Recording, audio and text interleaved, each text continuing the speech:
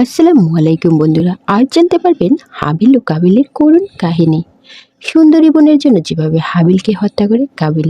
পৃথিবীর প্রথম মানব ও মানবী হযরত আদম ও বিবি হাওয়া আলাইহিসসালামের মাধ্যমে আল্লাহ রাব্বুল আলামিন এই পৃথিবীতে মানব জাতির বংশ বিস্তার করেছিলেন। মানব বিস্তারের প্রক্রিয়াটি ছিল এই যে হযরত হাওয়া আলাইহিসসালাম প্রতি বছর দুটি করে যমজ সন্তান প্রসব করতেন। সেই সন্তানের একটি হতো পুরুষ এবং অপরটি হতো নারী। হযরত আদম ও বিবি হাওয়ার প্রথম জোড়ার পুরুষ সন্তানটির নাম রাখা হয়েছিল কাবিল এবং কন্যা সন্তানের নাম রাখা হয়েছিল আকলিমা। দ্বিতীয় জোড়ার পুরুষ সন্তানটির নাম রাখা হয়েছিল হাবিল এবং কন্যা সন্তানের নাম রাখা হয়েছিল গাজা। কাবিলের সাথে জন্মগ্রহণকারী বোন আকলিমা ছিল অত্যন্ত সুন্দরী রূপসী। আল্লাহ রাব্বুল আলামিন তাকে সীমাহীন রূপ সৌন্দর্য দান করেছিলেন। পক্ষান্তরে হাবিলের সাথে জন্মগ্রহণ করা কন্যা সন্তান গাজা তেমন রূপবতী ছিল না। আল্লাহ রাব্বুল আলামিন তাকে তেমন রূপ সৌন্দর্য দেননি। এভাবেই প্রতি বছর বিবি হাওয়া আলাইহিসসালাম যমজ সন্তান জন্মদান করতে লাগলেন এবং মানবের বংশবিস্তার হয়ে চলল। তাদের প্রথম দুই জোড়া সন্তানগুলি যখন বিয়ের বয়সে উপনীত হলেন, তখন আল্লাহ রাব্বুল আলামিন একটি বিশেষ নির্দেশ দিয়ে জিবরাইল আলাইহিসসালামকে আদম আলাইহিসসালামের কাছে প্রেরণ করলেন। হযরত জিবরাইল আলাইহিসসালাম আদম আলাইহিসসালামের কাছে উপস্থিত হয়ে বললেন, হে আল্লাহর নবী আদম, আপনার প্রথম দুই জোড়া পুত্র কন্যাদের বিবাহের বয়স হয়েছে। আল্লাহ রাব্বুল আলামিনের উদ্দেশ্য হলো মানবের বংশ বিস্তার করা। অতএব আপনি তাদের মাঝে বিবাহ সংগঠিত করুন। তবে একত্রে আল্লাহ রাব্বুল আলামিনের নির্দেশ ছিল একই জোড়া পুত্র ও কন্যার মধ্যে বিবাহ সংগঠিত হতে পারবে না, বরং এক জোড়ের পুত্রের সাথে অপর জোড়ের কন্যার বিবাহ হবে। সমাধান যাতে কোনোভাবে এক জোড়ের পুত্র কন্যাদের মাঝে বিবাহ সংগঠিত না হয়। এই বলে হযরত জিবরাইল আলাইহিসসালাম বিদায় গ্রহণ করলেন। আল্লাহ রাব্বুল আলামিনের পক্ষ থেকে নির্দেশ লাভ করে হযরত আদম আলাইহিসসালাম তার দুই পুত্র হাবিল ও কাবিলকে ডাকলেন এবং তাদেরকে বললেন, হে বৎস, আল্লাহ রাব্বুল আলামিনের পক্ষ থেকে একটি নির্দেশ এসেছেন। তোমাদের বিবাহের বয়স হয়েছে আর আল্লাহ রাব্বুল আলামিনের উদ্দেশ্য হলো মানবের বংশ বিস্তার করা। অতএব আমি তোমাদের মাঝে বিবাহ সংগঠিত করে দিতে চাই। হে বৎস, তোমরা শুনে রাখো, বিবাহের ক্ষেত্রে আল্লাহ রাব্বুল আলামিনের বিধান হলো একই জোড়ের পুত্র কন্যার মাঝে বিবাহ সংগঠিত হতে পারবে না, বরং প্রথম জোড়ের কন্যাকে দ্বিতীয় জোড়ের পুত্রের সাথে বিবাহ দিতে হবে এবং দ্বিতীয় জোড়ের পুত্রকে প্রথম জোড়ের কন্যার সাথে বিবাহ দিতে হবে। সুতরাং কাবিল বিবাহ করবে গাজাকে এবং হাবিল বিবাহ করবে আকলিমাকে। পিতার এরূপ আদেশ শুনে হাবিল নীরব রইল, কিন্তু কাবিল প্রবল আপত্তি করে বসল এবং সে প্রতিবাদের সুরে বলে উঠল, হে আমার পিতা, আপনি আমাদেরকে যে নির্দেশ দিচ্ছেন তা বড় অন্যায় ও ইনসাফহীন একটি নির্দেশ। আকলিমা আমার সাথে জন্মগ্রহণ করেছে, যুক্তির দাবি এটাই যে তাকে আমার সাথে বিবাহ দিতে হবে। আর গাজা হাবিলের সাথে জন্মগ্রহণ করেছে, অতএব থেকে হাবিলের সাথেই বিবাহ দেওয়া হোক। আমার বোন আকলিমা অনেক সুন্দর ও সুশ্রী, পক্ষান্তরে গাজা অনেক কুৎসিত। আমি আমার বোন আকলিমাকে ছাড়া অন্য কাউকেই বিবাহ করব না। সুতরাং হাবিল তার কুৎসিত বোন গাজাকে বিবাহ করুন আর আমি আমার সুন্দরী বোন আকলিমাকে বিবাহ করব। আল্লাহ তাআলা তো আমাদেরকে মায়ের গর্ভে জোড়ায় জোড়ায় সৃষ্টি করেছেন, অতএব দুনিয়ার জমিনে ভূমিষ্ঠ হবার পরে আপনি কেন এই জোড়া ভাঙতে চাচ্ছেন? এটা তো কঠিন জুলুম, অত্যাচার এবং ন্যায় নীতিহীন একটি আদেশ। হে আমার পিতা, আমার মনে হয় আপনি হাবিলকে অধিক ভালোবাসেন, তাই তার সাথে আমার সুন্দরী বোন আকলিমাকে বিবাহ দিতে চাচ্ছেন। তবে আমিও আমার পরিষ্কার সিদ্ধান্ত জানিয়ে দিচ্ছি, আমি হাবিলের সাথে আকলিমার বিবাহ কোনোভাবেই মেনে নিব না। যে করেই হোক আমার বোন আকলিমাকে আমি বিবাহ করব। আমি আপনাকে আগেই জানিয়ে দিচ্ছি, আমার বিবাহ নিয়ে যদি কোনো দুর্ঘটনার সৃষ্টি হয় তাহলে তার জন্য আপনিই দায়ী থাকবেন। কাবিলের কথা শুনে আদম আলাইহিসসালাম বললেন, বৎস, তুমি হয়তো মনে করেছো যে এগুলি আমার নিজের বানানো কোনো কথা, কিন্তু আমি এবার নিজে থেকে কোনো কিছুই বানিয়ে বলছি না। আমি আল্লাহ রাব্বুল আলামিনের হুকুমগুলি তোমাদেরকে শুনিয়ে দিচ্ছি মাত্র। আর তুমিও জেনে রাখো, আল্লাহ রাব্বুল আলামিনের বিধানের সামান্যতম আমি নড়চড় করব না। তার নির্দেশ অনুসারেই তোমাদের বিবাহ সংগঠিত হবে। আমি একবার তার হুকুম অমান্য করে বেহেশত থেকে দুনিয়ায় নিক্ষিপ্ত হয়েছি। আমি আর কোনোদিন তার কোনো নির্দেশ অমান্য করতে পারবো না। পুনরায় যদি আমি আমার প্রতিপালকের হুকুমের অন্যথা করি তাহলে আমার উপর কোন বিপদ আসবে তা আমি জানি না। আমি আমার প্রতিপালকের আযাব ও শাস্তি নিয়ে অত্যন্ত ভীত সন্তুষ্ট। অতএব হে বৎস, অবনত চিত্তে আল্লাহ রাব্বুল আলামিনের হুকুমকে মেনে নাও এবং তিনি যেভাবে বিবাহের ফরমান জারি করেছেন সে মতেই তোমরা বিবাহ করার জন্য প্রস্তুত হয়ে যাও। কিন্তু হজরত আদম আলাইসাল্লামের কোনো নসিহতই কাবিলের কর্ণগোচর হলো না। সে তার জিদের উপরেই অটল থাকলো। হজরত আদম আলাইসাল্লাম তাদেরকে বললেন, ঠিক আছে, তোমরা এখন যাও, আমি এই ব্যাপারে আল্লাহ রাব্বুল আলমিনের পরবর্তী নির্দেশের অপেক্ষা করব। অতঃপর আল্লাহ রাব্বুল আলমিনের নির্দেশ আমি তোমাদেরকে জানিয়ে দেব। এরপর হজরত আদম আলাইসাল্লাম আল্লাহ রাব্বুল আলমিনের দরবারে দোয়া করলেন, হে মাবুদ, আমার সন্তানদের বিবাহের ব্যাপারে যে ফিতনা সৃষ্টি হয়েছে তা তুমি সব কিছুই দেখেছ। আমাকে এ ব্যাপারে একটি উত্তম ফায়সালা দান করুন, যাতে করে প্রত্যক্ষভাবে তারা এর একটি প্রমাণ পেতে পারে। হজরত আদম আলাইসাল্লামের দোয়ার পরিপ্রেক্ষিতে আল্লাহ রাব্বুল আলমিনের নির্দেশ নিয়ে হজরত জিব্রাইল আলাইসাল্লাম তার কাছে আগমন করলেন এবং তিনি বললেন, হে আদম, আপনি আপনার পুত্রদ্বয়কে কোরবানি করার নির্দেশ দিন। তারা তাদের কোরবানি নিয়ে পাহাড়ে রেখে আসবে। অতঃপর যার কোরবানি কবুল করা হবে সেই আকলিমাকে বিবাহ করবে। আল্লাহ রাব্বুল আলমিনের পক্ষ থেকে নির্দেশপ্রাপ্ত হয়ে আদম আলাইসাল্লাম পুনরায় তার পুত্রদ্বয়কে ডাকলেন এবং তিনি তাদেরকে বললেন, হে বৎসদ্বয়, আল্লাহ রাব্বুল আলমিনের নির্দেশ হলো তোমরা দুজনেই কোরবানি করবে এবং তোমাদের কোরবানি বস্তু পাহাড়ের উপর রেখে আসবে। যার কোরবানিকে আল্লাহ রাব্বুল আলামিন কবুল করবেন সেই আকলিমাকে বিবাহ করতে পারবে। অতএব যাও, তোমরা তোমাদের কোরবানি পাহাড়ের উপর রেখে আসো। হজরত আদম আলাইসাল্লামের যুগে কোরবানির নিয়ম ছিল কোরবানির বস্তু পাহাড়ের উপর রেখে আসা হতো। আল্লাহ রাব্বুল আলামিন যার কোরবানি কবুল করতেন তার কোরবানি আগুন এসে জ্বালিয়ে দিত। আর এটাই ছিল আল্লাহ রাব্বুল আলামিনের কাছে কোরবানি কবুল হওয়ার নিদর্শন। পিতার নির্দেশ হাবিল ও কাবিল তাদের নিজ নিজ মাল থেকে কোরবানির বস্তু সংগ্রহের জন্য চলে গেলেন। কাবিল ছিল কৃষক, কৃষিকাজ করে শস্য উৎপাদন করত, সুতরাং সে তার কৃষিপণ্যের মাধ্যমে কোরবানির সামগ্রী সংগ্রহের জন্য মনস্থির করল। পক্ষান্তরে হাবিল ছিল একজন মেষ পালক। সে মেষ চড়েই জীবিকা উপার্জন করত, তাই সে তার মেষগুলি থেকে আল্লাহ রাব্বুল আলমিনের রাস্তায় একটিকে কোরবানির জন্য মনস্থির করলো। এক্ষেত্রে সে তার সবচেয়ে উত্তম ও মোটা তাজা মেষটিকে আল্লাহ রাব্বুল আলমিনের রাস্তায় কোরবানি করার জন্য ঠিক করলো। অতঃপর কাবিল ও হাবিল দুজনেই তাদের কুরবানি পাহাড়ের উপর রেখে আসলো। মুফাসসিরিনে কেরাম উল্লেখ করেন যে হজরত আদম আলাইসাল্লাম তাদের সাথে সেই স্থানে উপস্থিত ছিলেন। এর কিছুক্ষণ পরে আল্লাহ রাব্বুল আলমিনের পক্ষ থেকে এক খণ্ড আগুন এসে হাবিলের কুরবানিকে জ্বালিয়ে দিল। এই দৃশ্য দেখে হাবিল অত্যন্ত খুশি ও আনন্দিত হয়ে আল্লাহ রাব্বুল আলমিনের দরবারে শুকরিয়া জ্ঞাপন করলো। পক্ষান্তরে কাবিল লজ্জায় ও অনুতাপে হিংসা ও ক্ষুব্ধ মূর্তির ধারণ লাভ করলো।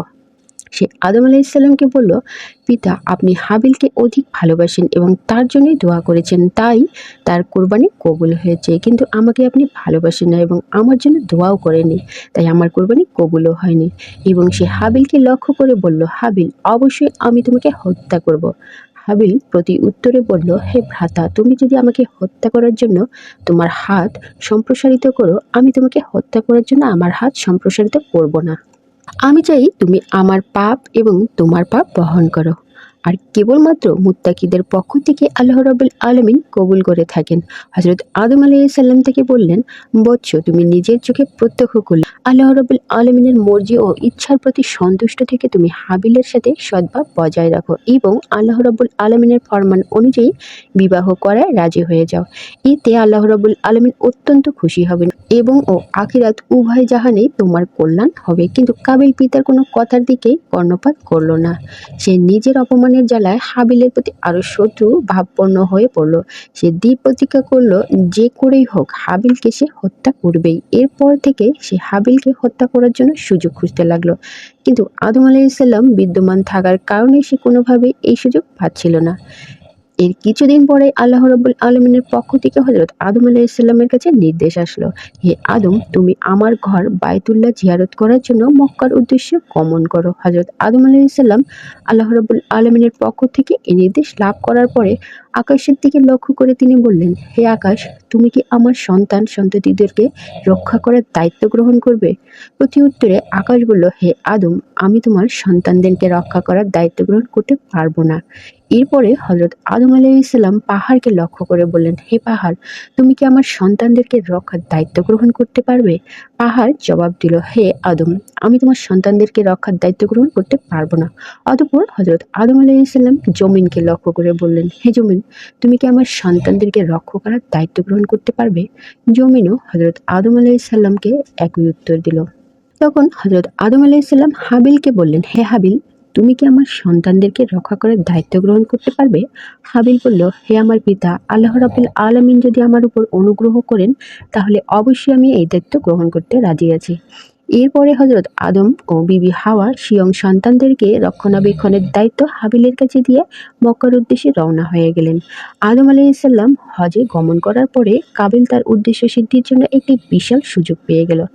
এতদিনে সে পিতার শাস্তির ভয়ে তার উদ্দেশ্য সিদ্ধি করতে পারছিল না, কিন্তু যখন পিতা তাদের থেকে দূরে চলে গেল তখন আর কিসের ভয়। কোন একদিন হাবিল তার বকরি ও মেষপাল চড়াতে মাঠে গেল। এরপরে সে ক্লান্ত হয়ে একটি বৃক্ষের ছায়ায় ঘুমিয়ে পড়ল।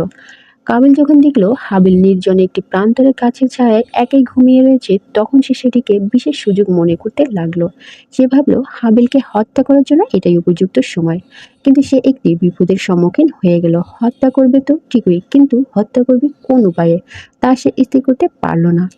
যেহেতু ইতিপূর্বে কেউ কোনো মানুষ হত্যা করেনি, তাই এই পদ্ধতি কাবিলের জানা ছিল না। মানব জাতির চিরশত্রু ইবলিস যখন দেখলো হত্যা করে নিয়ে হাবিল একটি বিশেষ সমস্যায় পতিত হয়েছে, তখন সে ভাবতে লাগলো অবশ্যই তাকে সাহায্য করার জন্য আমার একান্ত দায়িত্ব কর্তব্য। মূলত সে তো এরকম একটি সুযোগের অপেক্ষায় ছিল। তাই সে তার কাল বিলম্ব না করে একজন পথিকের আকৃতিতে কাবিলের সামনে আত্মপ্রকাশ করলো। অতঃপর সে তার শয়তানি শক্তির বলে একটি কৃত্রিম সাপ তৈরি করলো। সাপটি ধীরে ধীরে মানবরূপী ইবলিসের দিকে এগিয়ে আসতে লাগলো। ইবলিস জমিন থেকে একটি পাথর উঠিয়ে সাপের মাথা লক্ষ্য করে ছুঁড়ে মারল। ফলে সাপের মাথা চূর্ণ বিচূর্ণ হয়ে গেল এবং সেখানেই সাপটি প্রাণত্যাগ করলো। হত্যা করার এই পদ্ধতি দেখে কাবিল অত্যন্ত খুশি হলো এবং সে স্থির করলো এই পদ্ধতিতেই সে তার ভাই হাবিলকে হত্যা করবে। হত্যা করার পদ্ধতি স্বীকার করে কাবিল ধীরে ধীরে হাবিলের দিকে এগিয়ে যেতে লাগলো। যখন সে হাবিলের কাছে পৌঁছে গেল তখন সে বিরাট একটি পাথর হাতে তুলে নিল। অতঃপর সে পাথরটি ঘুমন্ত হাবিলের মাথা লক্ষ্য করে প্রচণ্ড বেগে ছুঁড়ে মারল। পাথরের আঘাতে হাবিলের মাথা ফেটে চৌচির হয়ে গেল এবং সাথে সাথে সে মৃত্যুর কোলে ঢলে পড়ল। হাবিলের মৃত্যু তো হলো ঠিকই, কিন্তু এখন একটি নতুন সমস্যা দেখা দিল। আর তা হলো এই যে হাবিলের মৃতদেহ কিভাবে গোপন করবে, নিজের আত্মরক্ষা করবে। তার মনে এই চিন্তাই দেখা দিল, সে যদি হাবিলের লাশ এভাবে এখানে পড়ে থাকে তাহলে তার মৃত্যুর কথা নিশ্চয়ই পিতার কর্ণগোচরে হবে এবং আমি যে তার হত্যাকাণ্ড ঘটিয়েছি এটা অবশ্যই তিনি বুঝতে পারবেন। সুতরাং কাবিলের মৃত্যুর খবর কিছুতেই যাতে পিতার কানে না পৌঁছে এবং তার লাশেরও যাতে তিনি কোনো সন্ধান না পান, এজন্য তার লাশকে গোপন করে রাখা দরকার। কিন্তু কাবিল বুঝতে পারছিল না যে কিভাবে সে তার ভাইকে দাফন করবে। যেহেতু ইতিপূর্বে এই কাজ পৃথিবীর কোনো মানুষই করেনি, তাই কাবিল তার ভাই হাবিলের মৃত্যুর লাশ কাঁধে নিয়ে এদিক সেদিক ঘোরাঘুরি করতে লাগলো। আর সে ভাবতে লাগলো কিভাবে এই লাশটি গোপন করা যায়। অনেক মুফাসসিরিন কিরামগণ বলেছেন কাবিল এভাবে তার ভাইয়ের লাশটি নিয়ে ১ বছর পর্যন্ত ঘুরেছিল। অনেকের মতে কয়েক মাস ঘুরেছিল, আবার কেউ কেউ বলেন কয়েকদিন বা কয়েক সপ্তাহ পর্যন্ত ঘুরেছিল। তবে সঠিক ব্যাপারটি আল্লাহ রাব্বুল আলামিনই ভালো জানেন। কাবিল যখন তার ভাই হাবিলের মৃত্যুর লাশটি কাঁধে করে এভাবে ঘুরে বেড়াচ্ছিল, তখন আল্লাহ রাব্বুল আলামিন ইচ্ছা করলেন যে তাকে দুটি নিকৃষ্ট প্রাণী দিয়ে মানুষ দাফন করার কাজটি শিক্ষাদান করবেন। এজন্য তিনি তার সামনে দুটি কাককে পাঠিয়ে দিলেন। কাক দুটি কাবিলের সামনে আবির্ভূত হয়ে মারামারি শুরু করে দিল। তারা একে অপরকে ঠোঁট দিয়ে ঠোকাতে শুরু করলো। অতঃপর একটি কাক অপর কাকটিকে হত্যা করলো। এরপর জীবিত কাকটি তার ঠোঁট দিয়ে একটি গর্ত খনন করলো এবং মৃত কাকটিকে সে গর্তের মধ্যে রেখে তার উপর মাটি চাপা দিল এবং সে উড়ে চলে গেল। তাদের কাছ থেকে মানুষ দাফনের এই পদ্ধতি শিক্ষা লাভ করার পরে কাবিল মনে মনে ভীষণ লজ্জিত হলো এবং সে নিজেকে এই বলে ধিক্কার দিতে লাগলো যে হায় রে, আমি এই সামান্য কাকের মতো বুদ্ধিমান নই। একটি কাক মানুষ দাফনের যে পদ্ধতি জানে, আমি সেই পদ্ধতিও জানি না। আমি এই কাকটির মতো তো হতে পারতাম। কত নিকৃষ্ট আমি! কাকদের থেকে মানুষ দাফনের এই পদ্ধতি শিক্ষা লাভ করার পরে কাবিলও তার ভাইকে দাফন করার জন্য একটি কবর খনন করলো। অতঃপর সে কবরে হাবিলের লাশটি রেখে তার উপর মাটি চাপা দিল। হাবিলকে দাফন করার পরে সে একেবারে নিশ্চিন্ত হয়ে গেল এবং মনে মনে ভাবতে লাগলো যে করেই হোক এই বিপদ থেকে আমি নিষ্কৃতি লাভ করলাম। এখন আর আমাকে থামায় কে? আকলিমাকে তো আমি বিবাহ করবই। এইসব ভাবতে ভাবতে সে পথ চলছিল আর অপেক্ষা করছিল কখন সে বাড়িতে গিয়ে পৌঁছাবে। এমন সময় আল্লাহ রাব্বুল আলামিন জমিনকে নির্দেশ দিলেন, হে জমিন, তুমি কাবিলের দেহ হাঁটু পর্যন্ত গ্রাস করে ফেলো, তাকে নড়াচড়া করতে দিও না। সে তার নিজের ভাইকে হত্যা করে মহাপাপীতে পরিণত হয়েছে। জমিন সাথে সাথে আল্লাহ রাব্বুল আলামিনের নির্দেশ পালন করলো এবং কাবিলকে হাঁটু পর্যন্ত গ্রাস করে ফেললো। হতভাগ্য কাবিল আর তার পা টেনে জমিন থেকে তুলতেই পারল না। সে বুঝতে পারল এই শাস্তি আল্লাহ রাব্বুল আলামিনের পক্ষ থেকে এসেছে। এই কথা বুঝতে পেরে সে আল্লাহ রাব্বুল আলামিনের দরবারে কাকুতি মিনতি করে বলতে লাগলো, হে মাবুদ, ইবলিস তো গুনাহ করে তোমার দরবার থেকে বিতাড়িত হয়েছিল মাত্র, কিন্তু জমিন থেকে এভাবে তাকে গ্রাস করা হয়নি। আমার অপরাধ কি ইবলিসের অপরাধের চেয়েও বড় যে জমিন আমাকে এভাবে গ্রাস করে নিল? আল্লাহর পক্ষ থেকে তাকে জবাব দেওয়া হলো, ওহে দুরাচার, সে যত বড় অপরাধী করুক না কেন, সে নিজের হাতে নিজের ভাইকে হত্যা করেনি। কাবিল আবার বলল, হে মাবুদ, আমার পিতা বেহেশতে অবস্থানকালে তোমার হুকুম অমান্য করে বড় গুনাহ করেছিল। তাকে তুমি শাস্তি দিয়েছ বটে, কিন্তু তাকেও তো জমিন থেকে এভাবে গ্রাস করে দাওনি। আল্লাহর তরফ থেকে জবাব আসলো, হে নিষ্ঠুর, তোমার পিতা আমার আদেশ অমান্য করে অন্যায় করেছিল নিজের প্রতি, কিন্তু তুমি এমন অপরাধ করেছো যার দ্বারা অন্যর হক নষ্ট হয়েছে। তুমি অন্যর প্রতি অবিচার করেছো, সুতরাং তোমার অপরাধ সর্বাপেক্ষা গুরুতর। এরপর আল্লাহ রাব্বুল আলামিন জমিনকে নির্দেশ দিলেন, হে জমিন, তুমি কাবিলের দেহকে তার বুক পর্যন্ত গ্রাস করে ফেলো। সাথে সাথে জমিন আল্লাহ রাব্বুল আলামিনের হুকুম পালন করলো এবং কাবিলের দেহকে বুক পর্যন্ত গ্রাস করে ফেললো। তখন কাবিল দিশেহারা হয়ে ব্যাকুলভাবে আল্লাহর দরবারে মিনতি জানাতে লাগলো, হে দয়াময় প্রভু, আমি না বুঝে ইবলিসের প্রচারণায় পড়ে আমার ভাই হাবিলকে হত্যা করেছি এবং আমি মহা অন্যায় করেছি। সত্যি এর চেয়ে বড় অন্যায় আর কিছুই নেই। কিন্তু হে দয়াময়, তোমার রহমত তো অপরিসীম, তুমি সবকিছু ক্ষমা করে দিতে পারো। হে আল্লাহ, আমি আমার পিতার নিকট শুনেছি যে তার গুনাহটি তুমি তোমার প্রিয় হাবিব সাল্লাল্লাহু আলাইহি ওয়াসাল্লামের উসিলায় ক্ষমা করে দিয়েছিলে। আমাকেও তুমি তোমার সেই মহান হাবিবের বরকতের ওসিলায় ক্ষমা প্রদর্শন করো।